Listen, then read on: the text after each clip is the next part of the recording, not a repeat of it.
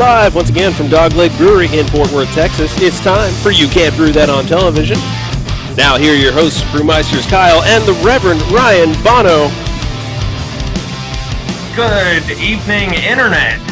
And actually, welcome to an All Saints Day episode of You Can't Brew That on Television. So I am the Saint Reverend Ryan Bono, and to my left is the canonized Kyle LaPointe. And I just want to mention, we are having our first show on the 1st of November that the Rangers are actually playing at the same time as our show. That's right. Go Rangers. Well, because this is the first November that they've ever played it. Well, that's true. Well, right. I mean, except for, like, practice. I'm sure they No, they're usually watching baseball in November. Maybe if they're playing, they're probably playing in the Mexican leagues. Drinking a lot. Or the South American leagues where it's summertime over there. Something like that. They're all Mexicans anyway. So what have we got tonight? Well, I'm sure you've got some trivia for me. I do have some trivia for you. And that's what we were waiting on getting set up today. So yeah, I better have some trivia for you. I'm hoping you've got some trivia. Got you covered, big guy. We figured... Big event. Being All Saints Day, we chose to drink a beer with the word saint in it. We're going to be drinking some St. Bernardus, which actually is not named after a saint that has anything to do with beer. But they had to change their name because they were originally named after the brewery. I believe it was the brewery that it was Vesfletteren that these guys brewed for. That Vesfletteren being one of the Trappist ales, and they brewed for those guys for a long time. They used the name of the abbey that it was actually being brewed at, which I'm drawing a blank. Notre Dame de Saint Bernard. And so then they were calling it that for a while, and they said, you guys can't call it that anymore, and they sued them, and they won, so they changed their name to St. Bernardus. Yep. And, so we're going to have some You St. can't Bernardus. infringe that on television? That's right. That's right, you cannot infringe that on television. We're going to talk about some of the saints that are associated with beer. Yep. We've got some beer... We got a Texas brewery that's all about it. Got a Texas brewery that's actually St. Arnold's. Yeah. And there are 3 St. Arnold's that are associated with beer. We'll cover all 3 of those guys tonight. Cool. Then what else have we got? Well, some beer recipe. We're going to do some recipe design. We're going to go just kind of an introduction to our software that we use, and it's Beersmith. And in Beersmith, we're going to go through the basic stuff and set up our file for the Brew and Bowl Scotch Ale. And the Brew and Bowl, we've got a fan out here who's clapping the ground right now. A big fan of the show. Yeah, big fan. She's in the studio audience every week. Almost every week, yeah. So we...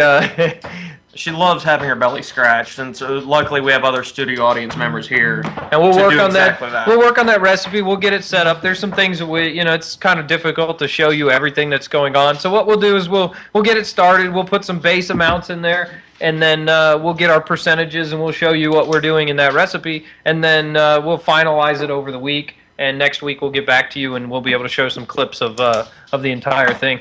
So that's tonight. That's tonight. What do you say we get started? What are we doing after tonight? Oh, yes, thank you very much. If you stay tuned after the show, during our post-show, and this is going to be another first for us, we're going to be judging beer live with you, the studio audience. This beer that we're going to be judging is actually for our brew club, the Cap and Hare Home Brew Club. And we're going to have a couple guest judges come on, and we're going to be sharing our thoughts about the beer with you, live and just very candid. So... hopefully none of them are awful, because you'll hear about it. And we're going to try to participate under the normal BJCP, be nice about the way that you judge type restrictions. But, sometimes you hear some things you may not want to about your beer. You may not realize that your beer is buttery, and so somebody else will be noticing that. But I think it's okay, Like I said, I actually posted on the Cap and Hare website, when you submit your beer for judging, it's not necessarily a sign of how good you are as a brewer. Sometimes you're a great brewer, you don't have some flavor profiles that you may think your beer is this, and it's not. It doesn't taste like that. You think it tastes like a Scottish, and it tastes nothing like a Scottish. It's a good beer, but you entered it in the wrong category, so you may get that. And we're all humans, so even the best brewers are going to have the occasional... are going to have the occasional flaw enter their beers. We pour a little bit of St. Bernardus. Oh, God, that is awful. Now, the particular St. Bernardus that we chose is the 8.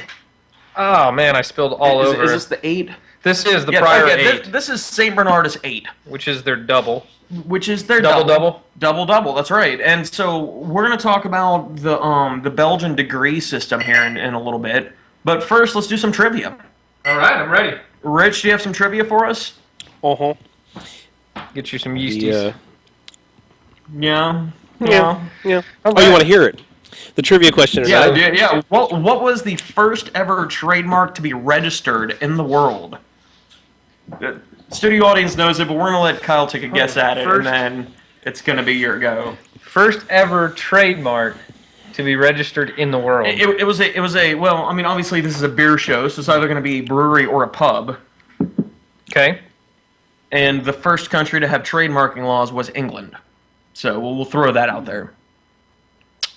I think I know this, and I'm going to go with Bass. That is correct. It is the Red Triangle of Bass. Yes. There it is. That may be the, I think the that is first the first correct answer that we've ever had. No, Okay. I think I did another one where the answer was pretty obvious. Oh. It was like it could have only been one thing, but I think that's the first like questionable one. Yeah. Nice. It took me a second because I did read that at some point in my beer studying, which I do from time to time. I study this beer right now. I'm studying, which in is England. just wonderful.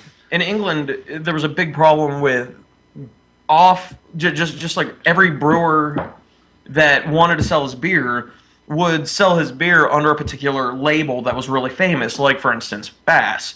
And so the British trademarking law was actually aimed specifically at, like, it was actually developed specifically for beer, for Burr. It was actually developed specifically for beer.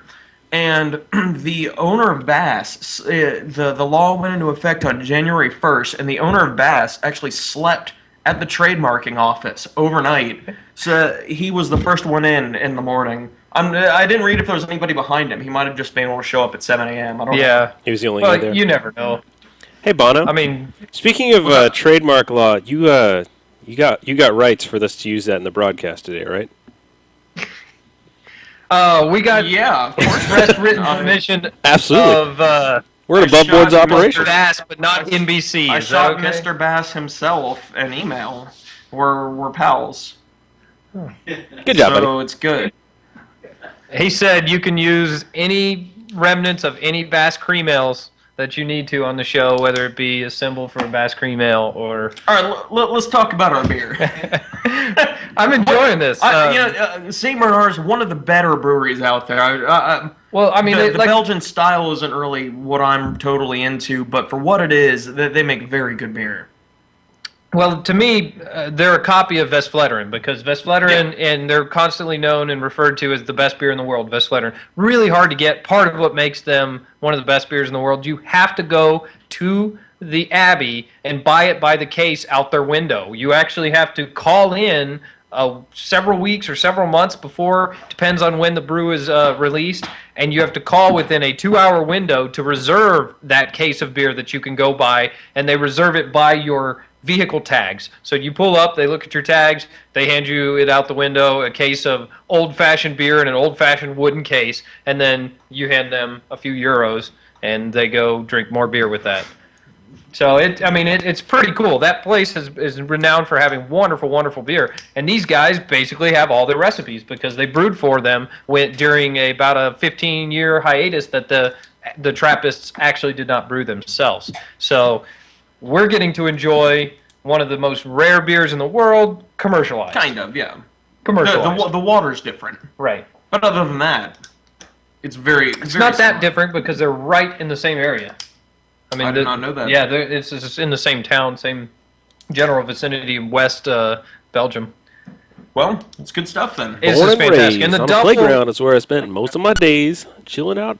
yeah, that's true. It is where I spent most of my days. A lot of them. Mm-hmm. So let's talk about a few saints. Okay. Let's start with St. Arnold. That's where I was going to start. Let's talk about a few saints. Let's talk about the Belgian degree system. Okay. Studio audience getting very excited over here. Frankly, go outside. Let's talk about the Belgian degree system, and then let's talk about a few more saints, and then let's work on some recipe. Okay. I'm good with that. So, St. Arnold. There were actually 3 St. Arnolds that are associated with beer. I'm sure that there's more St. Arnolds than that. But the big three that are associated with brewing are, number one is St. Arnold of Sessions. Of Sessions, right? Who, right. yeah, big guy. Okay. Really good dude. But in Flanders, there's a lot of Arnolds in Flanders, I found out. Oh, yeah. In Flanders, a monastery collapsed. And monasteries, of course, we've talked about this on the show. Monasteries had a lot of beer because the monks drank a lot of beer. I mean, right. you would have to. And they were really worried about their stock. So Arnold, he wasn't Saint Arnold yet. He was just Arnold. You know, all these saints, they have to do a miracle in order to gain their canonization. And his miracle was that he took a little vat of beer and he made it an infinite supply of beer. So no matter how much beer the monks took, more beer appeared in the vat. And that, to me, is pretty miraculous. That is pretty miraculous. I think I would canonize him on the spot. And the last one is St. Arnold Palmer. St. Arnold Palmer. What? You're getting ahead of me. Oh, you're getting ahead of me because first we have to talk about St. Arnold of Metz. Oh, of Metz. Not the New York Mets. No. But not the Met where they have the opera. Not the Met where they have the opera, but St. Arnold of Metz, who was famous for saying, "Let them drink a beer." Basically, people were getting sick from drinking water, and he wanted them to drink beer. In fact, he's quoted as saying. And Ben Franklin, I think, ripped this guy off. From man's sweat and God's love, beer came into the world. That is his big quote. And of course, what you're talking about, the quote that was ripped off was, "Beer is proof that God exists and He wants loves us to be happy." Right? Something like that. Pretty close. Something to that effect. Yeah. No, we can't. You think that's... No, he's saying he doesn't think he's... There's no researchable evidence to say he actually said that, but they figured might as well tag that on with his name because it sounds smart. He said it now. St. Benjamin did. So the last St. Arnold... St. Benjamin Arnold Franklin. St. Benjamin Arnold... No, Benedict. I think that's a different guy. Yeah. Okay, go on. So the last St. Arnold we're going to talk about is St. Arnold of Owendale. And St. Arnold of Owendale, once again, Flanders. He back in Flanders country. That Flanders is the eastern part of Belgium, actually. A very good point. Yeah. Belgium is the birthplace of all beer. A legitimate point too. Yeah. There was a battle there in Flanders, which there always is in Belgium. Always is. The Belgians are always fighting about something. I don't think they're actually fighting. I think it's just where everybody stops to fight. They're like, "Beer's awesome here. Let's fight here. Yeah, this is a good spot to fight." Well, in this particular battle, they ran out of beer. Oof. But St. Arnold was Johnny on the spot. Right. And he produced beer from thin air. I believe it came out of a stream that he, as soon as he ladled the water out of the stream, it became beer. Hopefully not a urine stream. You never know. But if he was drinking nothing but Abbey 12s, you know, he could have maybe made some 6 out of that. It certainly became a urine stream. Right. So we'll talk about a few more saints later. Let's talk about the Belgian degree system. Okay. Because we're drinking right now, we're drinking a St. Bernardus 8. And right. you see this a lot with your Belgian beers. You see, like, Rockfort has the 10, the 6. Does Rockfort have a 12? I know Bernardus and Westvleteren both have 12. Mm-hmm. And what these numbers are referring to is the starting gravity of the beer. So, if you have a beer that is starting at 1.80, we're looking at the number in the hundredth spot here. So if you have a beer whose starting gravity is 1.08, the 8 becomes the Belgian degree 8. And that's just specific gravity, so it's how much sugar's in the water. And that's all it boils down to, is how much sugar is in the water. And so the bigger the gravity, the heavier the beer, the heavier the wort. And generally, you know, not always, but generally the bigger the gravity, the bigger the alcohol content. And traditionally what you've got a 6, 8, 10, 12. A 6 is going to be a blonde, a lighter beer, and a bigger version of that is going to be the 10. An 8 is going to be a darker beer, a fruitier style. I mean, this you can see it's a somewhat dark beer. I mean, the notes that you get in this, I mean, it's very fruity. You can taste the yeast, but like a raisiny type fruit is what you get the most of, but on a light note. And the 12 would be the bigger version of this. And although I'm going to have to ask, maybe I'll quiz our studio audience. Jen, our resident segment producer on this show for doing some of our questions, once told me that that the quadruple and triple and double connotations come from how many times they fermented. I know that's not the case anymore, but was that the case originally? Back in the day. See, I've never heard of that. And that's where I'm wondering, because I haven't ever done any research on that, because it may have some merit that they would ferment it more than one time back in the day, right? I mean, basically add more sugar to it, because that's all they would do, right? Increase, so it's not really like they're adding more yeast. They're not adding yeast 4 separate times, right? But they would add sugar at 3 separate doses. So once the fermentation was stopped, then they would maybe add more candy sugar. Maybe that's something to do with it. I don't know. Might be worth looking into. Yeah, it's something we'll research bust out the history books on a future topic. So do you want to talk about more stains, or do you want to do some recipating? Let's recipate. Let's recipate. Yeah. So Richard over there in our Ciudad Nuevo York is going to look at our recipe, and that's in Mexican, that is City of Nueva York. Right, and I'm doing that in honor of all. You learned that from Major League Baseball. All the Major League Baseball that's going on right now. A lot of Mexicans in baseball. Definitely a lot of Mexicans and Dominicans, which are from Cuba, right? Like Jose Canseco. Right, I think he's Dominican. So Kyle and Bono would like to point out that they're actually not terrible racists. But Bono claims to be like every generation, he claims to be Irish Cuban, and then if you ever talk to him, he's, oh yeah, I'm some of that too. Right? I'm like, oh yeah, man, these French, they make terrible beer. I'm French. Like 1/42nd on my uncle's side. Yeah, that's funny you should mention, because I am actually 1/16 French. See what I'm talking about? That's how it works around here, buddy. On the Cuban side. He just likes starting. And we're talking about my people, man. So, Rich, you've got the recipe designing software up. Yeah, I've got Beersmith loaded here. What this is, the program we use is called Beersmith. There's actually 3 competing softwares. Beer Tools Pro, Beersmith, and Pro Mash are probably the 3 most popular. Pro Mash, I would say, is usually more popular than Beersmith, but Beersmith's pretty close. It just depends on most people what they started with. And I tried them all, and I think Beersmith kind of has the features that I wanted to see. So because it has those kind of features, I liked it. And it's worked well for us. It's done good. Yeah, we've been really pleased with the results.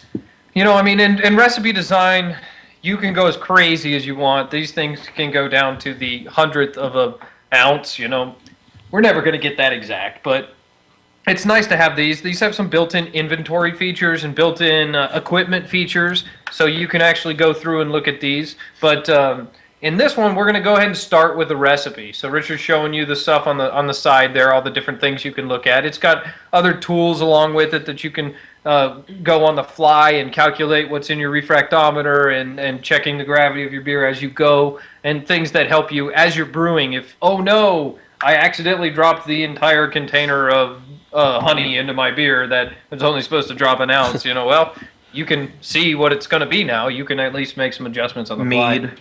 It's going to be mead, which we're going to make at some point. Yeah, we are going to make a mead at some point. When our bees produce, a veritable amount of honey, because we do have 4 beehives here at the Dogleg Brewery. Yeah. So hopefully one of these days we'll get to get some honey off of them. Couldn't afford the exterminator. This software... So. Yeah, exactly. Use what you got. So, Rich, let's load this up. You can see Richard, he's started a new recipe, and this new recipe we're calling the Brew and Bold 2011 Strong Scotch. And he just typed up in the top the name, and just for an update, it is 0-0 in the Rangers game. And so now what we've got is the name and the style up at the top are 2 things you can see. And he's already gone through and clicked the choose button and picked his style. And you can do in this program a lot of sorting. You can do it by the actual name. You can do it by the BJCP ID number. You can do it by the type, whether it's an ale, a cider, a lager, or some sort of an adaptation. Or you can go to the category, the original gravity, the color, whatever you want to do. However, if you want to make, you're one of those guys, I want to make a light beer. And so you sort it by the lightest types of beers and you pick one of those. So this is not how we chose it. We chose ours live on the show, which was a lot of fun. Yeah. And that's what we picked was the strong Scotch ale.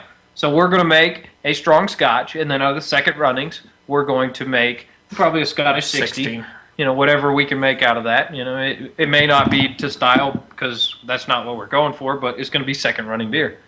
The next thing you'll do is you'll be able to actually go down a little bit in the screen. Well, you could go to the right if you wanted. The right tells you where your brewers are. And this one you got Kyle LaPointe and Ryan Haig, a.k.a. Bono. We're both in there. We'll be designing this recipe. But really, we need to have Dogleg Brewery as the brewer. So, Rich, why don't you go ahead and change this for this Dogleg Brewery. And then right there at assistant. Tugger. No. This is our fans, our okay. studio audience, our regular audience. Yeah, We'll viewing audience. Viewing audience. All right. We're live audience. Sorry, Rich. No, go back you to guys live. are the brewmeisters. We don't want to screw up the recipe. All right. So then what we've got that our equipment is selected, and this you're able to adjust which types of equipment you use, and this shows that it uses our 15-gallon brew kettle, and then it also is using our Igloo Got cooler, which we have converted with a copper screen, and it's slitted at the bottom, you know, all that fun stuff that goes along with it. So that's already pre-selected in here, and we've chosen that one, and that's what we'll use for our brewing. We could use a smaller brew vessel if we wanted, but it's better to just keep our equipment going. And then we've adjusted the batch size just below that to do a 5-gallon batch. So this is, it says 10 now, we'll drop it back to 5. And in this case, beyond that, we're going to move just to the right. We got our 5 gallons, which is what our final batch is going to be. And you can see on this, there's some settings in here where you can calculate how much your brewing system loses to the fact that your dip tube doesn't go all the way down to the bottom. You lose a little bit at the boil. You lose some when it cools. You lose some to the trub, some to the hops, some to the grain or whatever if you're doing a decoction. So you get rid of that kind of stuff, and that's all in there. So it's saying we're going to brew about 7.5 gallons to make that 5 gallons. And we've got the boil time at 120. And this longer boil time, most beers you're going to boil somewhere in the neighborhood of 60-ish minutes. 60 to 90, depending on 60 to 90, depending on what kind of brew. We're using a very long boil on this one, and that is because we're going for what's called kettle caramelization, which means that we're gonna caramelize a lot of the sugars that were extracted from the malt. We're gonna caramelize those during the boil. And this is a very traditional method of making Scotch ales. Is they would have very long boil times, and that would really boost the caramelization in the boil. And so that's where we're at. We're going to leave it at a 120. Yeah. And then beyond that, we go to our brew house efficiency on the side. I think 70% is probably an okay number, yeah, because we're going to be only using the first runnings. We're not going to have an efficient mash. I don't know. I'm going to ask this question to some of the brewers. Matt, would you have you done any batches where you've only used the first runnings? You know what kind of an efficiency you would get out of something like that? It seems like first runnings would be more efficient. Yeah. You would think. Yeah, you almost boost up to like a 75. Except for the fact that you're brewing at such a thick mash. Yeah, that's true. We are making a very thick mash. Because then we're going to add more water and make the mash thinner as we go on. So, yeah, we could call it 70, 75%, and we'd be anywhere in that range. We'll be okay. So we'll leave it at 70 for now. We'll ask some experts and maybe gauge some opinion. Then the next thing we're going to do is move down to the ingredients list, which is down a little bit on the screen. And what Richard's done is he's gone ahead and added a few of these ingredients. we're going to do a very simple recipe. And this is the recipe too that we've talked about here these last few weeks. Is we're going to be using an awful lot of British inspired pale malt with a little bit of roast, and we're going to throw a little bit of caramelized malt in there just to give that caramelization a boost. But the basis of this recipe is the pale malt and the roasted barley, and that is a traditional method of making your Scotch ales. And I'm thinking at this point, and looking at the fact that what we've added actually kind of has us a little darker than style. It does. Maybe we'll go with the caramel 40 or a caramel 60 or even a caramel 20. I'm thinking we dial back the roast because remember they're putting the roast in as an accident. Traditionally, the roast wasn't a prominent. Like it just sort of went in there because they had a few pieces of malt a few pieces of barley that wouldn't malt, so they just roasted them and tossed Yeah, because that was the extra ones. They knew they weren't going to get anything. Yeah, out of so those I'm thinking we might be better off because I bet if we dial back the roast by even a quarter of a pound, I bet it's going to change that color significantly. Oh, you're right. So we'll take that back. Maybe we'll go a 4% on the roasted barley and a 3% on the Something on the caramel, neighborhood. something like that. So we'll dial it back. We're actually not that far out of style of the color, and to me, since I can't tell colors anyway, I don't really care. And that's why he doesn't know what's going on. But as you'll see in judging here tonight, after we're done with the show, when we do our judging, color is a very small impact on the points. It's not going to kill you. But aroma is a huge impact. Aroma's huge. That's a killer. So just think about that. You want the notes in the nose to be right. We'll talk about judging on another episode. Okay. Let's also point out the hops that we put into this. Because we're rolling with, 1.5 ounces of Fuggles, and we're going to boil those for 60 minutes. Now, you'll notice we don't... I got 90 minutes, actually. Oh, we do have that at 90. So we don't have any flavoring hops. We don't have any aroma hops. And remember, we're brewing all these to style. Style is what we're going for here. And the BJCP actually calls the Scotch Ale a big, sweet beer, almost reminiscent of a dessert. And so you don't want much bitterness at all. Me too, actually. The bitterness on this particular style is very low, and so that's why we have a very small amount of hops for a long time, just to give you a little bit of bitterness, but you don't want the flavor, and you definitely don't want the aroma. And one thing that I'd like to note here, we've actually gotten a couple of suggestions from a few different brewers, and we're going to get some more. We've been polling some people that have done Scotch ales before, and some award-winning ones as well. And as we've told you many times in the past, we don't know everything, but we know the people who do. That's right. And that's what's important. Yeah. And we're not afraid to ask them. That's right. We're not out here to try to tell you that we know better, but we're out here to try to tell you that we can maybe find that answer from somebody who does. So we've been polling a lot of brewers because we really want to make this a good beer, and we want it to be something that you all helped with. And most of them said yes when we polled them. Yeah, that's right. Most of them. Mm-hmm. So it was not date rated. Well, no does mean yes.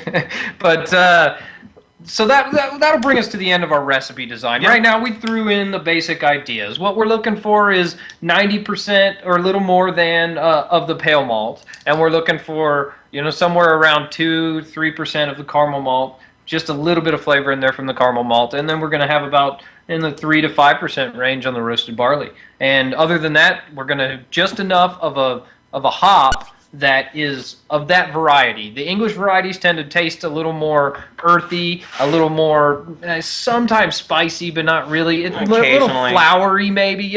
Basically not a very cloying flavor to a sweet something or another. So American hops tend to have a very strong citrus flavor. It's still 0-0 on the Rangers game, by the way. So the citrusy character is something we want to eliminate. We don't want to have that in there, so we're not even going to try. Especially something we noticed. We screwed up. We brewed an English IPA a while back, and we thought that if we put a citrusy hop in and boiled the bejesus out of it, just boiled it for a long time, to where it's strictly bittering. We didn't think that the character would come through. But because of the water profile we have here, being at least 50% well water at any given time, we have a higher mineral content, which tends to bring out the hop flavor and the hop bitterness a lot more than other people's water. And it did. And it did. And we brewed a very similar recipe at our old house 3 miles away, and at that place, Well, we didn't have any problems. The citrusiness, it didn't come out as a good beer. Yeah, it was amazing because it was an English IPA. It had mostly noble hops, but that one citrus hop that we had at the very beginning you can taste it. Just really jumped out and punched you in the nose. And we dry hopped it. We made some adjustments that made it better, but it was never good. It was never great. It was still a very drinkable beer. Went away really fast, but it was like, no, you know, you're not in any style. So what are you gonna do? Can't win any awards with it. You just drink it. Right. Bummer. Yeah, totally. So let's talk about one more saint. Okay.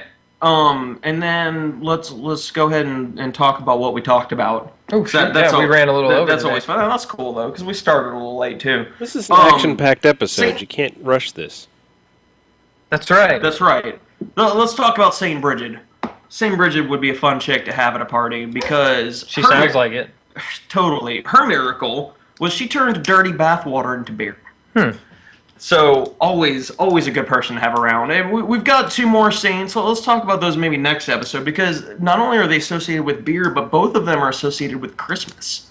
So like maybe an episode closer to Christmas. Maybe we're wrapping up the season the Monday before Thanksgiving. Okay. So let's talk about some Christmas associated saints and beer during that episode. And next week, I believe, or is this 2 weeks from now that we're doing the Crispin tasting? Thank you for. I knew I was forgetting something. A week from now, we're gonna be doing an episode about cider. It's gonna be all about cider. We're gonna try to get Jen to show up, maybe do some cider related segment. We're gonna be tasting Crispin, which is a cider California. Is that right? California and Minnesota. Yeah, they're brewed in California, Minnesota. Of course, you know, I mean, Crispin. Those two are. I think they're neighboring states, right? In Minneapolis, Fox and Hello and Colfax. Okay. Yeah. So they are neighboring states that have a lot of Mexicans. So we're going to be tasting some Crispin. Very, very interesting cider. These guys have been referred to as the Dogfish Head of hard cider, and that is because they do really, really neat stuff with their cider. And everything's natural, which is pretty cool. They actually do not use concentrates. They don't do any of that stuff. So I've had one of theirs. I'm looking forward to trying a few more. It's going to be... And I actually do not enjoy cider at all. I don't either. I'm not a sweets person, so I'm hoping that some of these... I read that one of them that they do, they actually use a Belgian yeast. Trappist yeast, and that's my favorite one. It's fantastic stuff. So I'm looking forward to it. It's like stout or something stout related. Okay. We were just told that they have a stout cider. We have a big Crispin fan in the studio audience. We'll get her name later, and we'll be signing some autographs for her. So until then, we would like you to always remember that we are not professionals. So please try this at home.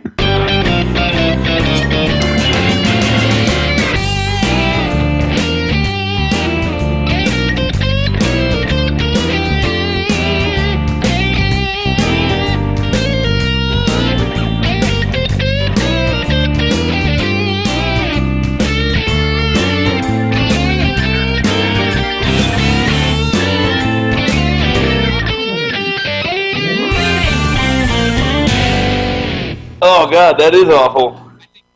Dollar for Dollar is the best beer that St. Bernard has made.